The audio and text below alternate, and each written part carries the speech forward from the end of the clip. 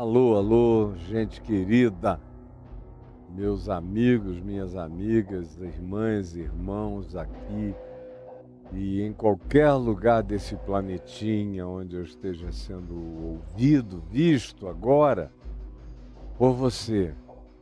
E é com alegria que se renova dentro de mim, é um dínamos, é um dunamis. É um dínamo espiritual gerando energia dentro de mim há 50 anos, sem cessar, sem cessar. Da mesma alegria no espírito. Tem muita gente que me pergunta se nesses 50 anos de ministério, pregando o evangelho, envolvido com pessoas, atendendo gente, aconselhando, servindo nas áreas sociais as mais diversas durante boa parte ou quase toda a minha vida ministerial. E se eu também, no meio de tantos enfrentamentos, que não são esses bobinhos de internet, isso aí eu nem considero, Estou falando é da patolada na vida real, para todo lado, que foi o que eu vivi, no mínimo durante uns 35 anos de mano a mano ministerial com a existência, com o choque, com o embate, com a violência dos homens, com as ameaças, com tudo. As pessoas me perguntam, escuta, houve algum momento, ou naquele período mais difícil que você descreve, na década de 90, e que você diz que foi o período mais difícil da sua vida, você teve alguma crise de fé? E eu fico até constrangido e oro toda vez que eu tenho que responder essa pergunta para ninguém me interpretar mal, para ninguém me olhar como se eu fosse um ser mineral ou de cristal desenervado ou uma espécie de psicopata da fé que não sente nada. Mas, na realidade, desde o meu segundo ano de consciência e lucidez no Evangelho, desde que eu enfrentei a minha segunda hepatite e fiz as primeiras e únicas perguntas a respeito do significado da minha fé na vida, portanto, há mais de 48 anos atrás, de lá para cá eu atravessei todos os mares, em todos os continentes, em todas as lutas, em todos os vendevais, tornados, tempestades, tsunamis. E eu garanto a você, em nome de Jesus, com a minha fé, sem questão, sem pergunta, sem dúvida de nenhuma natureza, um espigão de eternidade colocado aqui dentro de mim, que eu já disse aqui mesmo, no meio da mais profunda treva, eu nunca me senti guiado pela treva, porque para Ele, em mim, as trevas e a luz são a mesma coisa. Eu estava olhando firmemente para Ele no meio da minha ambiguidade, ambivalência e relatividade, dizendo, seja eu mentiroso, mas o Evangelho verdadeiro, nem que seja contra mim. Mas no meio da maior crise eu não tive dúvida quanto ao significado do Evangelho, nem um minuto para mim e para ninguém. E é com base nessa rocha inabalável que eu anuncio o Evangelho para você como fé, não como teoria acadêmica, não como estruturação doutrinária, não como construção e arquitetura de pensamento, não como filosofia cristã para ser vivida a partir de uma anuência filosófica a um certo pensamento. Desculpem quem vive assim, quem propugna isso, quem só tem isso a oferecer, mas eu jamais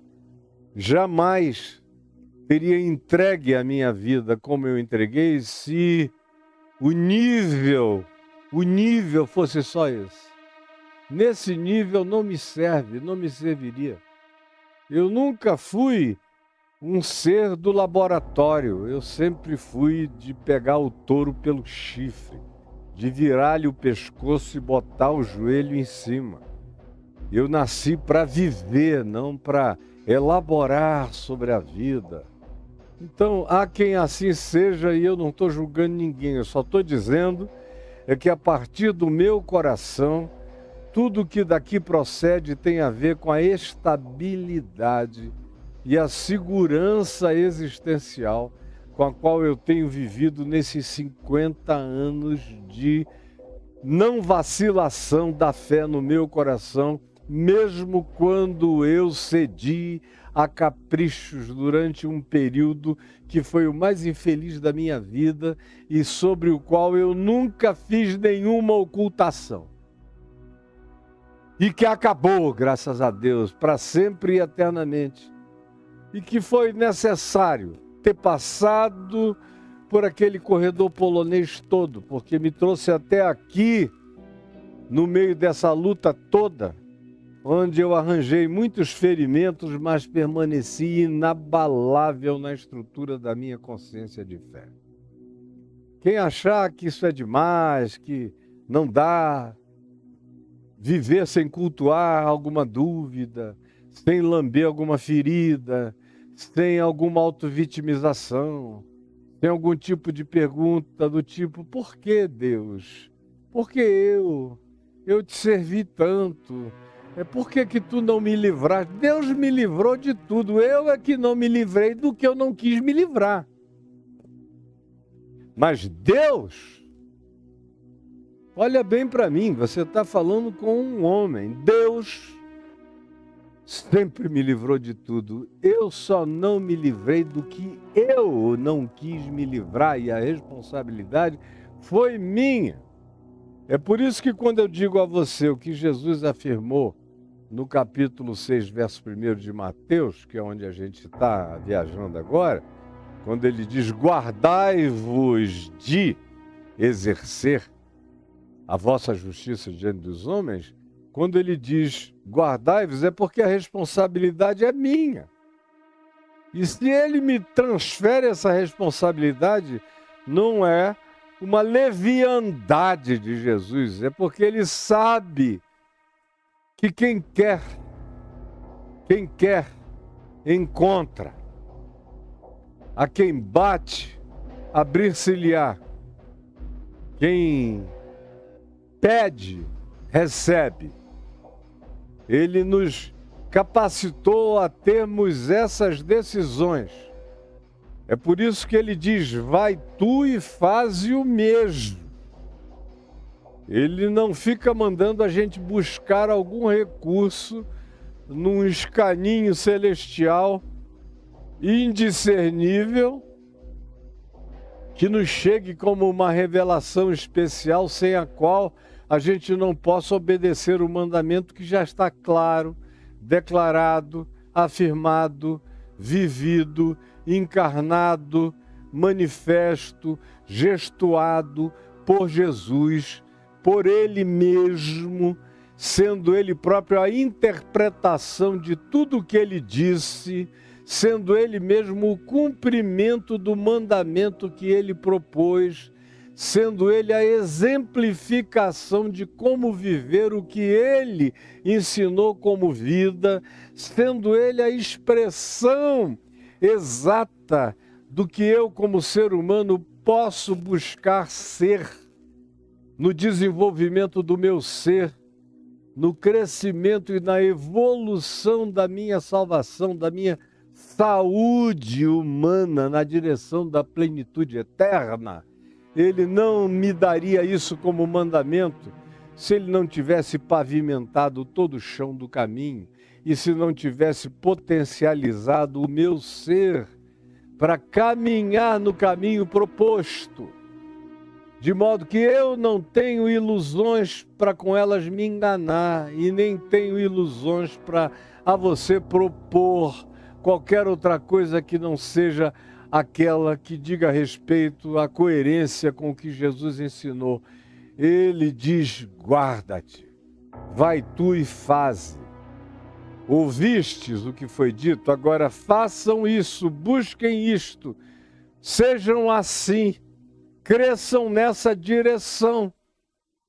Vocês não são seres para existirem de atrofia em atrofia, para viverem sob uma podação constante, numa perspectiva de serem apenas bonsais humanos. Podiam ser árvores frondosas. Você vê às vezes uns pezinhos de romãs, linda romã, que dá até fruto de romã, mas é dessa alturinha, com grosso, tudo, mas é um bonsai. Manga, eu vejo mangueira bonsai, com manguinha, com fruto, tá ali, mas não passa daquele tamanho. E eu já tive alguns bonsais, e tem gente que sabe que eu gosto de bonsai, e às vezes eu ganho. E eu Tenho muito carinho pelos bonsais, mas só como enfeite. E como aquela gracinha de ver o alejão imposto à condição vegetal do potencial da árvore, até das mais frutíferas. Mas não foi para isso que eu fui chamado, para ser um bonsai de Jesus na face da terra. Aquela coisinha pequenininha, fofinha, mas que não se desenvolve, que não é capaz de alimentar ninguém, que não é capaz de produzir fruto nem para o consumo do próprio indivíduo. Eu quero ser frondoso, como diz o Salmo 1. Quero ser como uma árvore plantada junto a um ribeiro de água, que no devido tempo dá o seu fruto e cujas folhagens não murcham, e tudo quanto faz será próspero e bem-sucedido, como um Macários de Cristo Jesus, conforme eu venho ensinando, na esperança de que eu não esteja falando ao vento, mas que isso esteja sendo agasalhado no seu coração e com toda a sinceridade do seu ser. É a ti, Jesus, que eu recorro, e é só por causa da tua promessa de que o Espírito Santo me habitaria, vive em mim, tu estás em mim, vivo e ressuscitado. E é com a tua força que eu vivo. Como tu disseste, porque eu vivo, vós também vivereis. E porque eu vivo, vós também vivereis. É da tua carne, é do teu sangue que eu como, que eu bebo. É a tua vida que me põe em pé. É a tua alegria que me energiza, porque a alegria do Senhor é a minha força. E eu peço que tu me deis dia a dia a alegria de ver renovada em mim pelas decisões de fé que transcendem sentimentos, emoções, circunstâncias ou momentos, pela alegria dessa fé constante que continua alegre mesmo quando tudo dói, é que eu peço que o Espírito Santo produza aqui agora esse trabalho de convencimento da verdade, da justiça de Deus no Evangelho em favor de todos os homens e do juízo que já está posto sobre todo o principado, potestade e poder que já foram desbancados na cruz, para que eu não tenha nenhum argumento de que o diabo está à minha volta, porque ele pode andar ao redor querendo me encontrar desguarnecido, mas eu decidi que eu sei em quem eu tenho crido. E sei que tu és poderoso para me guardares e me protegeres enquanto eu me guardo, enquanto eu resisto e enquanto eu não retrocedo e vou adiante e o diabo foge de mim. Por favor, coloca dentro de nós essa força inamovível do poder do Espírito Santo, é o que eu te peço. Em teu nome, Jesus, de olhos bem abertos. Amém e amém. Olha aqui para mim, presta atenção. A gente ontem falou, já é hoje o terceiro dia. No primeiro dia eu falei só o verso primeiro. Ontem eu falei sobre o dinheiro. Nosso tema é cuidado com as espiritualidades plásticas. No dia de ontem eu falei quanto a dar e receber dinheiro, como lidar com o dinheiro e em que lugar a gente tem que botar o dinheiro, na descrição pública, na descrição privada, na descrição íntima, na descrição da minha estrutura de consciência, na decisão das minhas pulsões inconscientes que vão sendo educadas dentro de mim todos os dias. E eu me alegro com esse vento forte que me lembra sempre o vento impetuoso soprando sobre aqueles que aguardavam a chegada do Espírito Santo.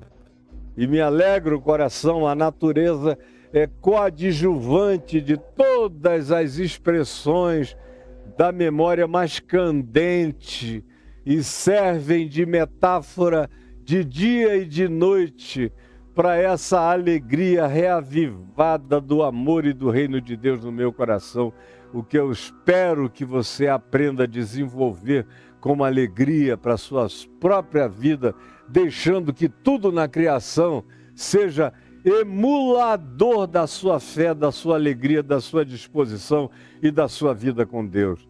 Eu vou fazer silêncio para você ouvir, ó.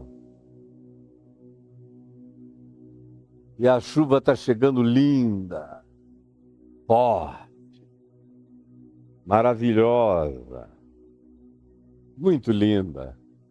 Obrigado, Senhor.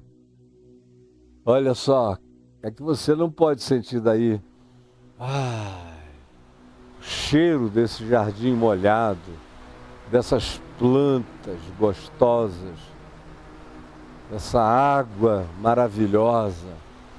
Obrigado, Senhor, pelo bem que a tua fidelidade traz a essa terra seca, carente, necessitada da continuidade da tua fidelidade, apesar do nosso maltrato, do nosso descuido, da nossa capacidade destrutivo planetária, que é o que hoje nos vem como paga do salário da nossa própria manifestação de abandono e de descuido do que tu nos deste para tratar com todo amor, que é a tua criação e que tem sido vilipendiada pela diabrura, pela sociopatia criacional que se estabeleceu em nós de homens ao todo da criação. Por favor, salva-nos disso. Então, prosseguindo, cuidado com as expressões das espiritualidades plásticas. Ontem a gente falou do dinheiro, quanto a dar, quanto a receber, quanto a lidar com ele. Hoje eu quero falar sobre outra dimensão dessas 3 dimensões que Jesus ajunta de maneira próxima e que tinham muito a ver com as práticas em relação às quais os religiosos se jactavam. Ele pega os temas das principais jactâncias religiosas dos dias dele e coloca como temas para os discípulos, para as multidões e para quem quer que queira aprender com ele, andar com ele, viver com ele, praticá-lo na vida, prová-lo, experimentá-lo e reproduzi-lo, espelhá-lo como imagem real de Deus no tempo presente cada vez mais. E a segunda temática, portanto, que era objeto das jactâncias, das arrogâncias, das flâmulas de soberba da religião, dos religiosos, na sua loucura de supremacia sobre os demais seres humanos, ele introduz um dos temas mais usados na deturpação da nossa espiritualidade, que é a oração.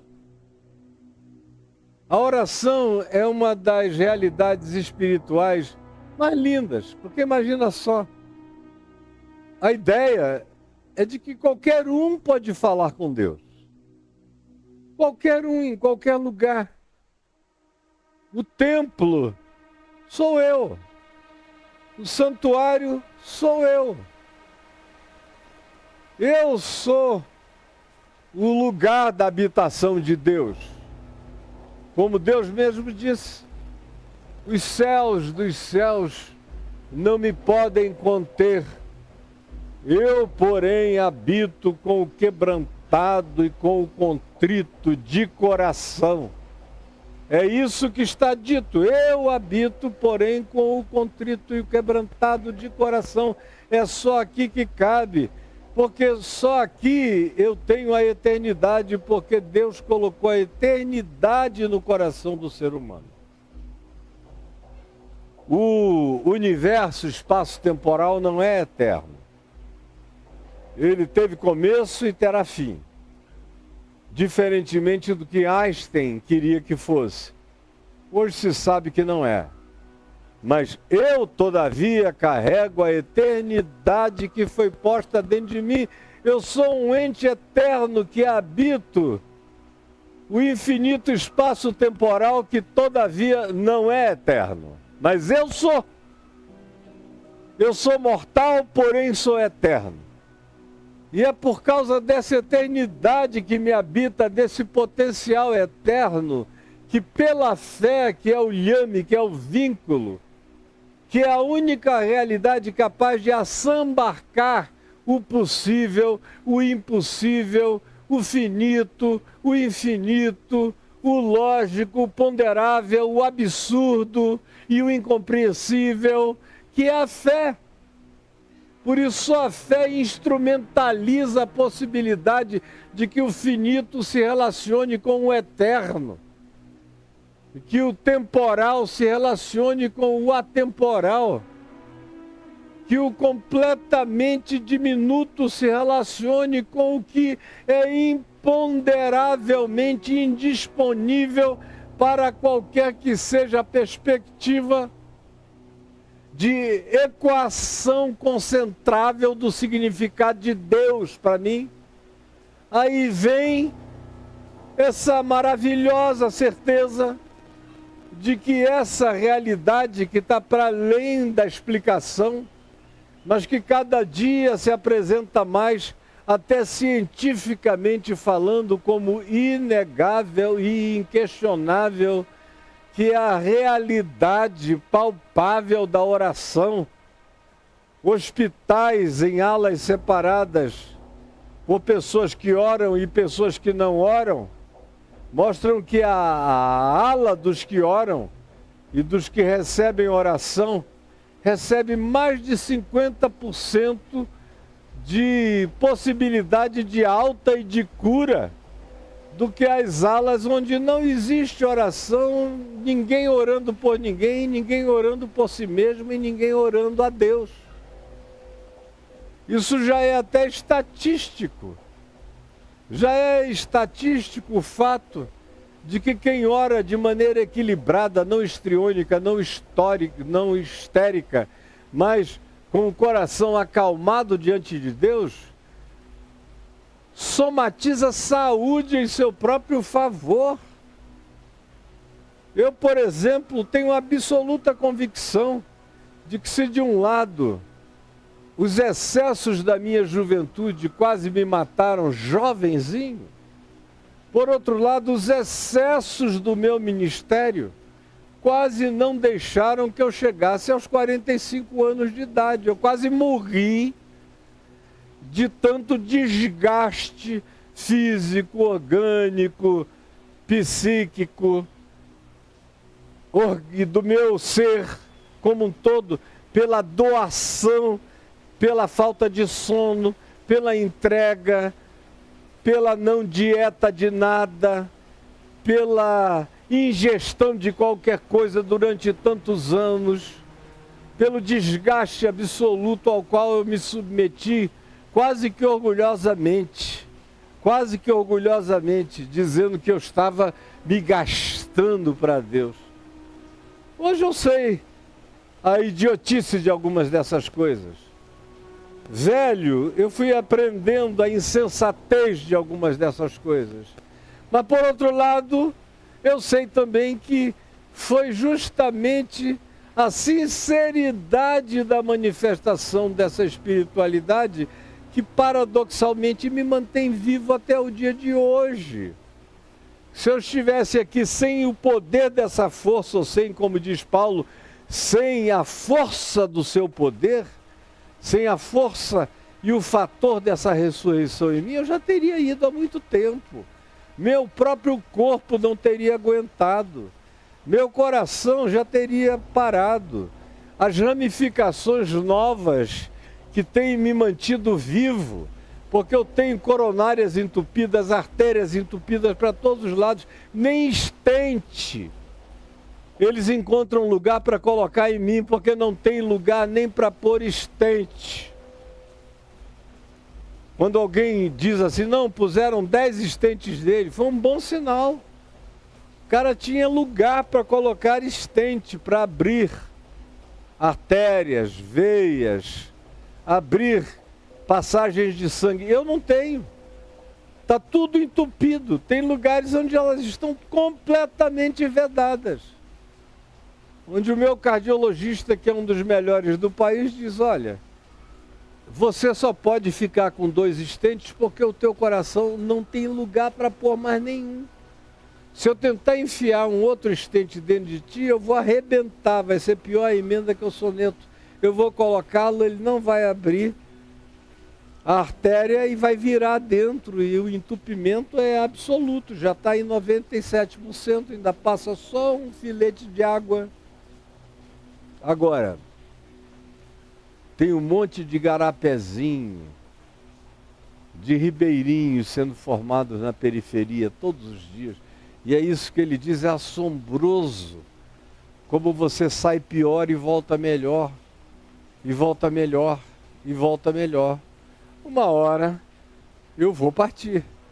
Mas eu estou aqui, meu Deus, em hora esta, sem prazo de validade para terminar, porque todo dia eu me sinto fortalecido no Senhor e na força do seu poder, e eu sei o significado que essa comunhão de oração sincera, verdadeira, confiante, calma, em fé, em descanso, geraram e geram e produzem dentro de mim. E aí a gente chega aqui nesse verso 5 do capítulo 6, onde Jesus diz o seguinte, e quando orardes, e ele diz, quando orardes, não é de vez em quando vocês decidirem fazer uma oração, outra aqui, outra ali, em algum tempo, em algum ritual, não. Vem Paulo posteriormente e diz, orai sem cessar. O Jesus deixa isso bem claro, como ele anda em oração, cada passo dele é oração. Ele ora enquanto sorri, enquanto gargalha, enquanto chora, enquanto fala, enquanto ouve. Ele é a oração ambulante. Ele é uma oração encarnada. Ele é uma intercessão presente e ininterrupta. E é o que Paulo quer dizer, sejam uma oração, orem sem cessar. Orem no Espírito, como Paulo também diz, orando em todo tempo no Espírito. O que é isso? Se não aprender a desenvolver e a exercitar a mente para fazer do nosso processo mental um processo de oração. Quando eu entendi isso há muitas décadas atrás, porque antes disso eu pensava que orar sem cessar era tudo que eu fazia, eu estava orando. Até que chegou uma hora que a luz acendeu e eu disse, não, que idiotice é essa? Isso tem que ser natural como tudo mais, como respirar, como ver, entender, enxergar. Tem que ser para mim o orar. E a única maneira é se o meu processo mental se transformar em algo que viaja por dentro do significado da oração. Aí o que é que isso significa? Significa que, por exemplo, tudo que eu penso, e eu tenho que estar mais distraído do que uma pedra para eu ficar 1 minuto pensando, sem fazer algum pensamento meu entrar no santuário das orações. Porque depois de muitos anos, de 45 anos de treino, de exercício, de prática, de vivência, até os pensamentos mais terríveis, nos momentos mais difíceis, que foram aqueles dos anos 90, onde eu tive os pensamentos mais ruins da minha vida, eu não tive medo de levá-los para debaixo da luz de Deus e dizer: é assim que eu estou me sentindo, é com esse tesão que eu estou vivendo, é com essa angústia de desejo, ou é com essa insatisfação em relação a tudo que me cerca que eu me apresento diante de ti. Mas era diante dele, é diante dele, nunca não foi diante dele, sempre foi com ele, por ele, para ele, mesmo que fosse contra mim. Fazendo tudo passar por dentro dessa recâmara da oração. É só assim que a gente ora sem cessar. Ontem, por exemplo, eu estava vendo algumas coisas nas redes sociais, aí vi algumas pessoas que eu conheço demais e falando algumas coisas que me entristeceram. Eu falei: meu Deus, esse querido aqui já sabia melhor, ele já tinha aprendido mais do que isso. Como é que o cara não se mantém naquilo que já alcançou? Como é que retroage? E aí, quando eu vi, eu estava começando a ficar chateado. Começando a desenvolver uma zanga dentro de mim, porque quanto mais você quer bem aquela pessoa, mais triste você fica quando vê essas retroações. Ou quando você vê que o cara estabeleceu um teto para ele próprio e para os outros. E o teto é sempre atrofia. Porque a gente é chamado para viver com Deus sem telhado. A Nova Jerusalém não tem teto, é aberta para os céus e em todas as direções. E aí, na mesma hora, eu fiz o meu dissabor, falar de si mesmo na presença de Deus com verdade. Mas na medida em que eu fui falando na presença de Deus, a tristeza que estava me ocorrendo pelo dissabor que aquelas percepções sobre amigos estavam me causando, a oração foi limpando todas as emoções, sentimentos, percepções, foi me enchendo de graça, de misericórdia, de paciência, de tolerância, dizendo: ele não é você, você não é ele, viva a sua vida. Agradeça a Deus por você ter sido constituído do jeito que você foi, mas você não é padrão para a constituição de ninguém. Quem quiser aprender com a constituição da natureza rija, da sua própria essência, aprenda, desenvolva, é um caminho aberto para todo mundo que queira, mas aprenda comigo. Eu ouvi a voz do Senhor dentro de mim: nem todos estão aptos. Nem todos estão aptos. Nem todos estão aptos para fazerem essa decisão por amor ao reino de Deus. Nem todos estão. Então, seja generoso todo dia, para que você não viaje por nenhum caminho de sutileza empedrante, empedradora no seu coração, ou que desenvolva qualquer sutileza de arrogância piedosa dentro de você, ou de juízo temerário dentro de você. É fazer os pensamentos se transformarem em oração o que mais purifica a mente, a interpretação, a cognição, o olhar, a decisão, a postura, a garantia de que o nosso ser vai se desenvolver intacto pela misericórdia de Deus, se renovando em quebrantamento consciente todo dia. Você está me entendendo? Está me entendendo? Eu estou falando isso para você entender e viver e experimentar essa graça dentro de você. E quando orardes, não sereis, a palavra sereis é fundamental, porque diz que dependendo de como você ora, você se torna uma coisa ou se torna outra. O que Jesus também está ensinando é sobre a ambivalência da oração.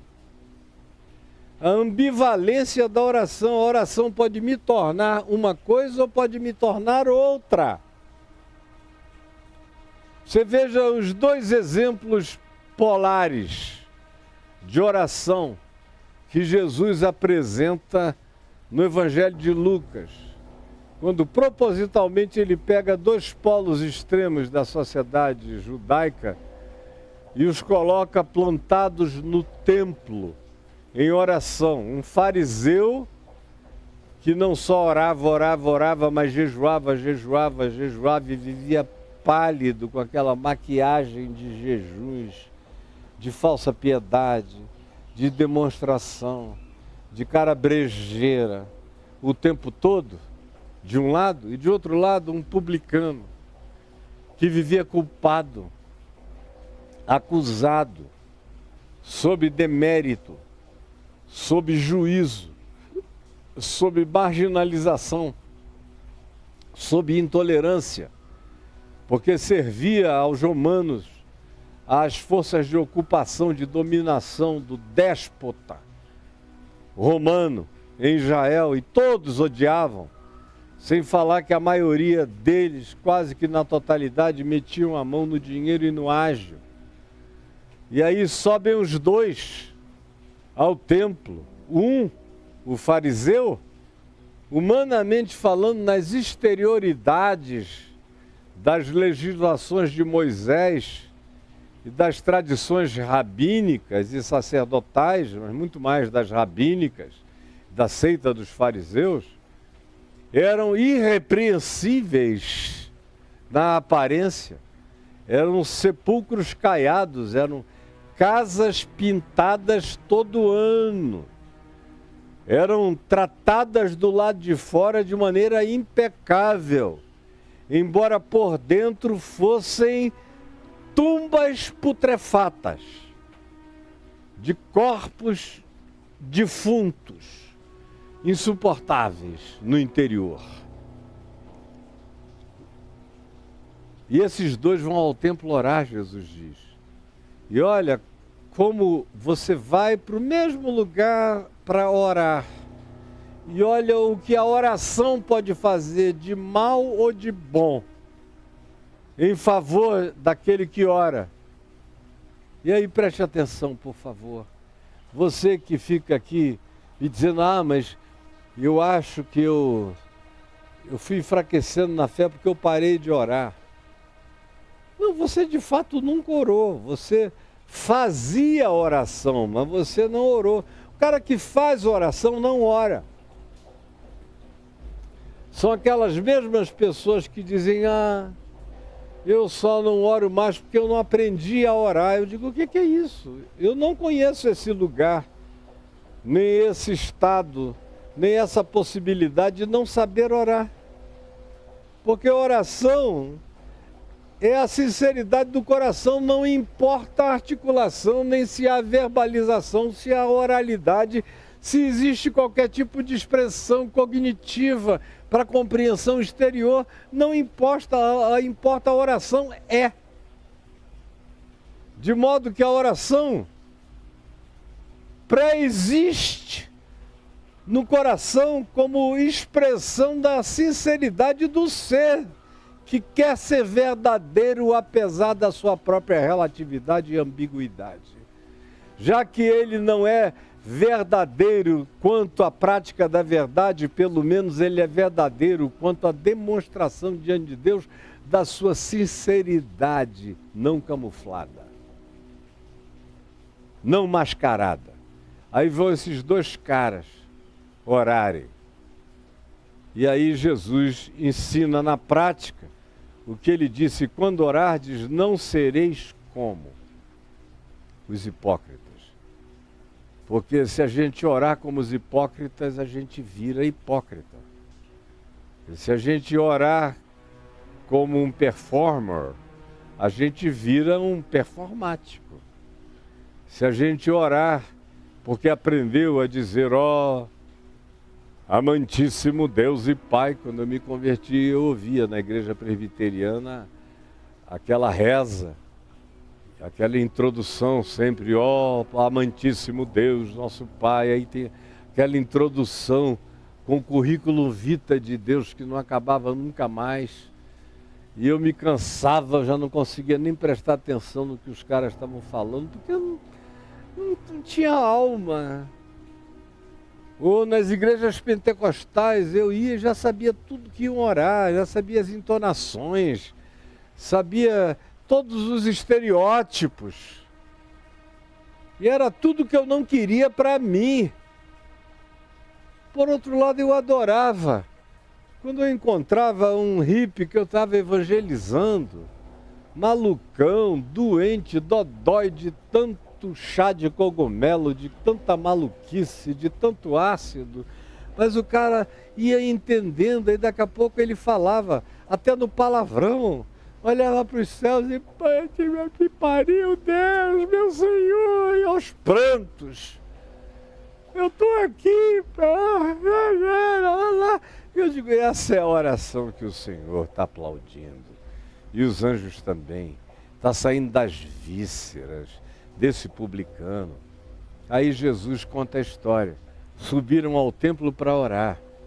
O fariseu, o religioso, o impecável, o rei do exemplo, dizia, olhando para os céus, com todo orgulho de ser quem era, graças te dou, ó Deus, porque eu não sou como os demais homens, pecadores, iníquos, transgressores, alienados da tua vontade, das tuas doutrinas, do teu conhecimento. Mas eu jejuo 2, 3 vezes na semana, oro, dou o dízimo, cumpro todas as minhas obrigações e obrigado, porque tu não me fizeste como este publicano aqui ao meu lado, esse infeliz perdido que está aqui ao meu lado. Obrigado, Senhor. Enquanto o publicano ouvia a oração dele. Porque esse tipo de gente não é ouvida nos céus. Elas só são ouvidas do lado. Só quem está perto ouve. Deus já tem os ouvidos tapados para um ente assim. Fala menos que ao vento. Fala ao nada, ao coisa nenhuma, enquanto introjeta perversão, doença e esfacelamento e fragmentação de caráter e do próprio ser. A pseudo-espiritualidade arruína a construção de qualquer caráter e de qualquer alinhamento entre mente, alma e espírito e destrói toda a cognitividade porque falsifica a interpretação de tudo. Falsifica a interpretação de Deus porque não falsifica a interpretação do próximo, da vida, da realidade, do mundo, da criação, de tudo à volta. Orar é uma espada de 2 gumes. Ao lado desse cara que parece com você, que é a tua cara, que foi assim que você foi ensinado na religião, e só se sentiu muito seguro e começou a orar em público com voz alta, quando você aprendeu a fazer orações para o povo ouvir e para impressionar o circo litúrgico, ao lado dele tem um cara que não consegue nem levantar a cabeça segundo Jesus. E é Jesus quem está contando essa história, não é invenção minha. Jesus. O pecador não conseguia nem levantar a cabeça. Ao contrário, ele chorava e batia no peito. Batia no peito e dizia: ó Deus, ó Deus, ó Deus, tem compaixão de mim. Eu sou um pecador miserável. Tem piedade, olha para mim. Porque eu sei quem eu sou, me ajuda. Eu quero me ajudar a encontrar um caminho melhor. Olha para mim. Aí Jesus pergunta àqueles que o estavam ouvindo, uma assembleia de religiosos: qual dos dois homens vocês acham que voltou para casa perdoado, justificado, ouvido, atendido, acolhido diante de Deus? O fariseu ou o publicano? O santarado ou o pecador confesso, declarado, sincero, buscando misericórdia? Qual dos dois vocês acham que foi acolhido? E o silêncio é profundo numa hora dessa. E a seriedade deve ser interpretada por nós de maneira total. Porque quando orardes, Jesus diz: não sereis como. Significa dizer que a minha oração me torna alguma coisa. O meu modo de orar. Quando eu vejo esse garoto que eu vi menino, quando eu ia lá na Lagoinha, o André, que é um garoto comparado com a minha idade, ele era um menino. E quando eu ia lá, ele era um garotinho. Eu fui depois de um tempo quando ele já era adolescente, ou por aí. Eu fui depois de um tempo quando ele já era até pastor, mas nem apareceu para me ouvir, porque eu fui lá à revelia do desejo dele, em Belo Horizonte. Mas quando eu vejo o cara falar aquelas coisas sobre os seres humanos, chegar e dizer: olha, o Senhor Deus disse lá no Velho Testamento que é para jogar pedra. Hoje em dia é proibido, mas depende de você. Veja o que você vai decidir fazer com o que Deus mandou fazer. Hoje em dia a Constituição proíbe, mas você que sabe. O que você acha que uma evocação dessa produz no caráter de alguém? O que já produziu e o que piora nesse ser humano? Ou de todos os outros que você vê fazendo orações por riqueza, por dinheiro: Senhor, concede-me mamon. Senhor, derrama a graça de mamon sobre mim. Senhor, enche-me de mamon, que as minhas despensas transbordem de mamon, de dinheiro, de poder, de riqueza. O que você acha que isso gera em você? Que você passa incólume por isso? Não, você se torna isso. A oração torna a gente aquilo pelo que a gente ora e torna a gente a cara daquele para quem a gente ora. A quem a gente ora. É isso que os salmos dizem. Quando tem vários salmos que dizem exatamente a mesma coisa, é até algo repetido, recorrente nos salmos a expressão. Que aqueles que adoram os ídolos se tornam semelhantes a eles, pedem a cognitividade, pedem a sensibilidade, porque tendo olhos não veem, tendo ouvidos não ouvem, tendo boca não falam a sabedoria, tendo coração não entendem. Isso tudo decorre de uma espiritualidade falsa, pedrada, cheia de oração, mas cuja oração é um empedramento, é uma marmorização existencial do ser, é um endurecimento daquilo que é uma essência naturalmente maleável, que é o meu espírito, minha alma, meu ser quebrantável, em estado de maleabilidade, de flexibilidade na presença de Deus, no amoldamento singelo, a vontade discernida de Deus para a minha vida, para a sua vida. A oração faz a gente se tornar alguma coisa. Faz sempre. E quando orardes, não sereis como, porque senão vocês vão se tornar exatamente como eles. A oração mentirosa faz o mentiroso. A oração hipócrita faz o performático, faz o teatral. E frisa o indivíduo na teatralidade. A oração tem esse poder de provocar ou a pecaminosidade mais asquerosa, que é essa da presunção ensoberbecida, do supremacismo religioso,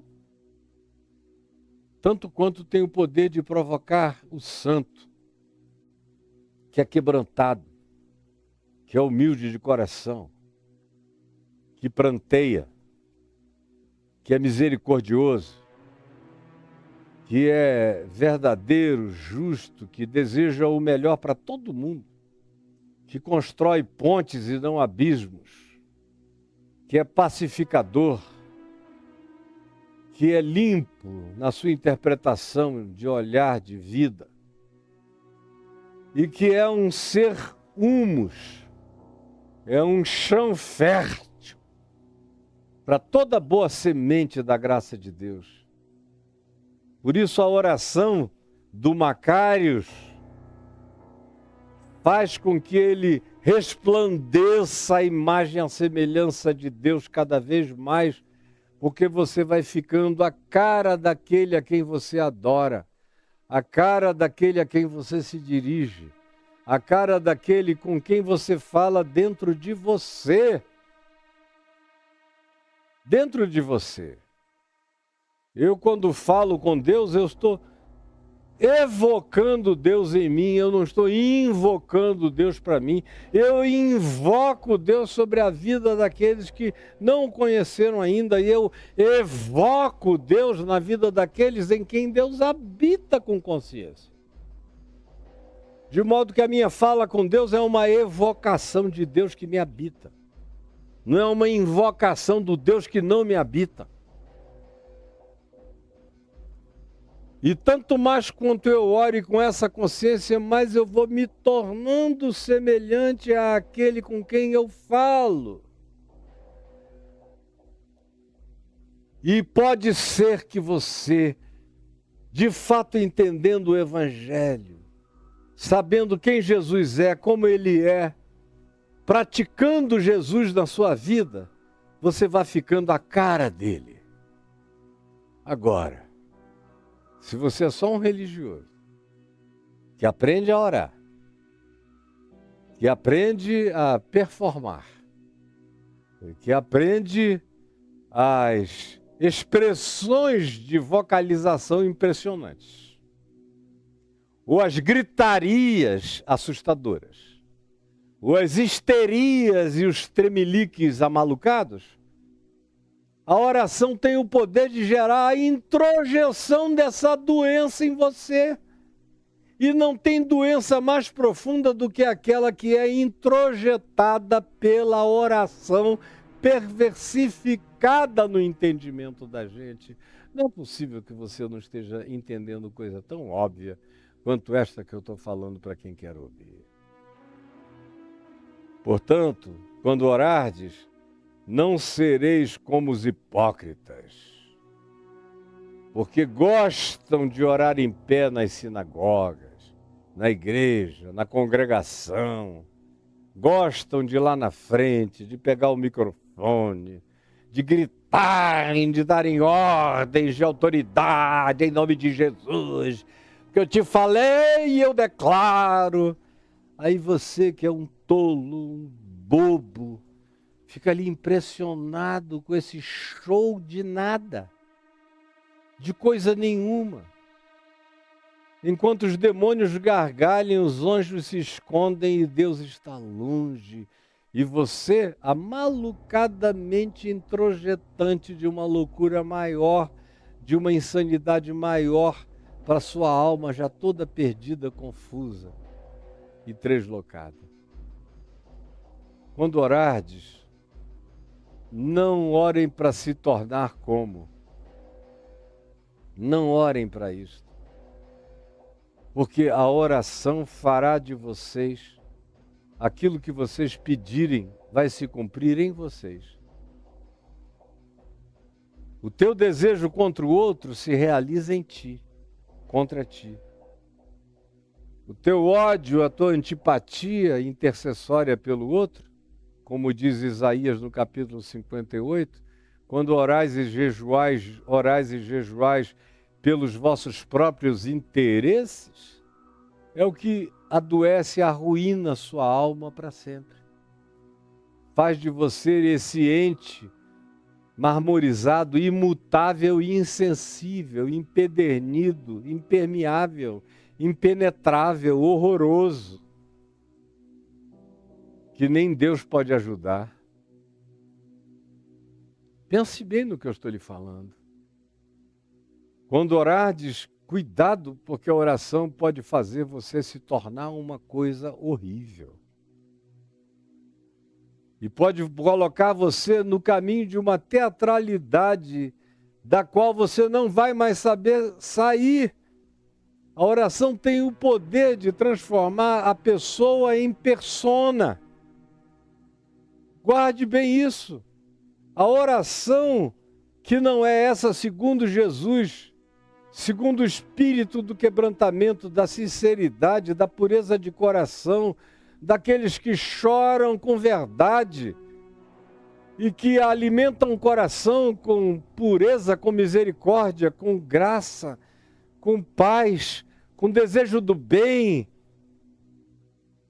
Se não for assim, toda espiritualidade é para fabricar uma pequena divindade arrogante dentro do seu coração que vai se tornar asqueroso, vomitável diante de Deus. Você vai se tornar um enjoo para o divino. Vai se tornar uma insuportabilidade celestial. Estou a ponto de te vomitar da minha boca, para com isso, porque você está intragável. Você se torna isso pela oração. Não sereis como os hipócritas, porque senão hipócritas sereis pela oração. Quando orardes, não sereis como os hipócritas, porque a oração dos hipócritas faz você se tornar um hipócrita pior do que os hipócritas que você originalmente imitava. Cuidado em relação a quem, a que você se espelha, a quem, a que você segue, porque as implicações são sérias. Eu vou terminar o texto só para continuar amanhã. E diz: e quando orardes, não sereis como os hipócritas, porque gostam. É difícil terminar, porque cada palavra diz um monte de coisa. Porque a oração pode fazer também você desenvolver um gosto perverso pela espiritualidade mentirosa e satânica. Eles gostam. Chega a um ponto que o cara gosta. Eu sei que vem gente que me ouve aqui, não aguenta ficar 1 minuto, 2, vai embora. Porque na hora que ele chega, ele está levando paulada. Cada frase que eu digo tem sentido. Eu não fico aqui repetindo obviedades. Cada frase é uma paulada, uma paulada, uma paulada. Então, tanto faz se ele fica 1 hora e meia, 1 minuto ou 2, ele vai ouvir uma paulada de verdade. Aí o cara não gosta. Ele gosta é da hipocrisia, da mentira, da teatralidade, do oba-oba, de tudo isso que está à nossa volta em quase todos os lugares e em quase todo o mundo. É só isso. É por isso que pela oração o mundo piora, piora e piora. Quanto mais se reza, quanto mais se ora, mais se vai ficando parecido com o diabo, porque as pessoas gostam de orar a perversão. Gostam da intercessão supremacista. Gostam de orar em pé. na igreja, no ajuntamento, na congregação, nos cantos das praças, nas reuniões públicas, para serem vistos pelos homens. Em verdade vos digo que eles já receberam a sua recompensa. E hoje eu vou parar por aqui. Porque eu já falei 1h10. O bastante para você ter pelo menos entendido as primeiras linhas dessa expressão de Jesus, e a gente não saiu do verso 5 do capítulo 6. E amanhã eu ainda vou continuar no capítulo 5 para poder, no versículo 5, para poder entrar no verso 6, que diz: tu, porém, quando orardes. Aí é o que a oração pode fazer de sublime, de lindo, de maravilhoso, de divino, de santo, de celestial,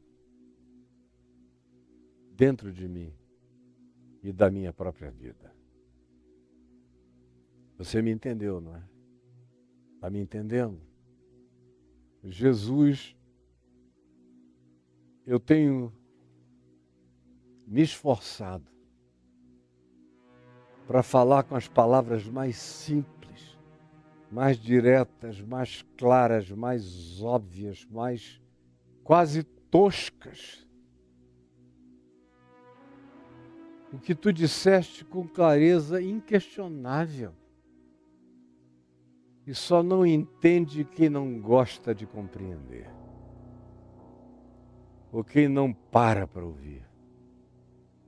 Eu peço que essa tua palavra seja revolução salvadora na mente, no coração, no entendimento, na vida, no ser, nos pensamentos, nos sentimentos, no caráter, nas posturas, nas atitudes, no comportamento de cada pessoa que está me ouvindo aqui. Que essa palavra seja regeneradora, seja um regênesis espiritual no coração de cada qual que queira acolhê-la e que abra o coração para ter prazer em ti. É o que eu te imploro, que tu próprio realizes enquanto cada um faz o que pode fazer e decide o que pode decidir em seu próprio favor. Em nome de Jesus. Amém, amém. Eu estou parando por aqui, você está vendo o QR Code aí, já deve ter aparecido outras vezes antes, é só pegar o seu celular e entrar lá com ele em cima do QR Code, e aí você cai dentro do ambiente de contribuição para ajudar meu ministério. Está escrito lá, vem VTV, é o equivalente ao Ministério do Caio. Aqui e nos outros lugares e nas outras coisas, eu peço que você contribua. Ajuda a sustentar, e é o que sustenta os funcionários, e eu estou precisando, como eu disse outro dia, de pelo menos mais 10 novos funcionários, vários editores, para o desafio que a gente tem pela frente enquanto eu ainda estou vivo. Todos os dias eu tenho pedido ao Senhor que alongue um pouco mais a minha vida e energia, porque eu tenho no coração um desejo enorme de ainda atingir, para além do que eu atingi no curso da minha existência, alguns outros grupos humanos novos, dessa nova geração, não apenas no Brasil. Aqui, pela misericórdia de Deus, todo dia eu vejo que eu estou atendendo para o lado de fora da religião milhões de pessoas. Outro dia até um repórter veio me entrevistar e fez uma pergunta cretina para mim. Falando assim: eu acompanho o seu ministério desde o tempo que o senhor era unanimidade evangélica no Brasil inteiro, presidente da Associação Evangélica, e praticamente todos os evangélicos do Brasil o seguiam.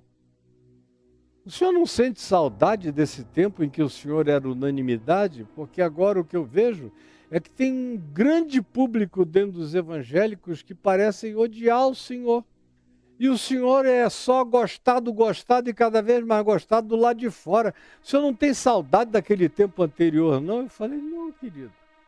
Você está querendo o quê? Uma foto? Porque eu podia te convidar numa entrevista como essa que você está me fazendo, dizendo, olha, você quer uma foto? Vá no estádio tal amanhã. Porque todo dia eu estava em algum estádio, não é estádio de futebol, lotado. Às vezes de segunda a domingo, em cada estado do Brasil, nos mais diversos municípios, durante décadas. Minha vida era um movimento e não precisava divulgar. Eu falava domingo a minha agenda da semana, nos meus programas de rede nacional, da Globo a todas as outras televisões, e eu podia chegar segunda-feira em qualquer cidade que o estádio ou o ginásio de 20 mil pessoas estavam lotados. Você está com saudade desse tempo para quê? Para tirar foto? Você não quer saber nem um pouco o que o Evangelho diz a respeito desse significado da minha vida e das decisões que eu tomei? Você só está enxergando a sua foto para a sua reportagem e não está com nenhum interesse no significado e na validação do Evangelho na vida daqueles para os quais o Evangelho é enviado e pregado, que são justamente esses de fora. Aí eu falei, olha, me desculpa, você está sendo ridículo, patético, você quer uma fotografia? Você é um repórter hipócrita. Porque quer fazer uma foto para mostrar para os homens.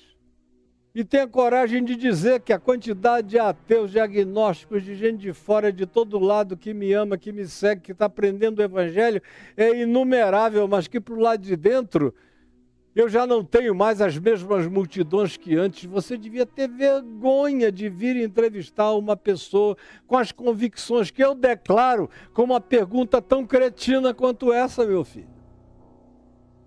E ele terminou mais do que rápido a entrevista e nunca a publicou, porque ele, é claro, não iria publicar uma resposta desse tamanho nem dessa gravidade contra a natureza profissional do questionamento dele. Então, sinceramente, eu tenho muita gente, em nome de Jesus, para ser alcançada nesse país ainda, milhões do lado de fora. Para quem a igreja não consegue dizer nada a não ser escândalos, mas que pela misericórdia de Deus me ouvem, me acolhem, guardam no coração, se convertem todo dia. E o número cresce, cresce, cresce, cresce. E eles vão trazendo uma adoração que Deus ama. Agora, existe o mundo inteiro, a terra inteira. E eu quero que você me ajude. E eu preciso de você, da sua oração e da sua ajuda, do seu investimento, sem barganha, sem troca, sem tomar lá da cá, sem nada. É só porque você tem consciência, tem certeza, fez bem a você, ajuda você todo dia, tira o véu do seu rosto toda vez que você me ouve e você quer a mesma coisa como continuidade para a sua existência e para a vida de todo mundo que você conhece. Se essa é a sua boa intenção, me ajude. Se não é, nem olhe para isso, porque eu não quero. E tem também aí um outro Pix que passa, que tem a ver apenas com a minha vida pessoal, e aí é óbvio que quem quiser participar, participa, mas é uma decisão completamente livre e espontânea de cada um.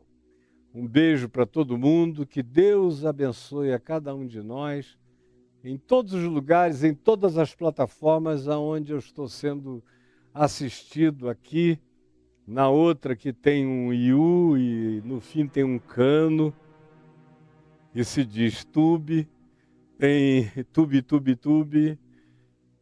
tem tic-tac, tic-toc, tic-tac, tic-toc, tem Kawaii, tem não sei o que, tem tweet, tem tudo isso por aí. E outras mais. Aonde tem, a garotada começa a me colocar sozinho por conta própria, depois é que eu entro tardiamente.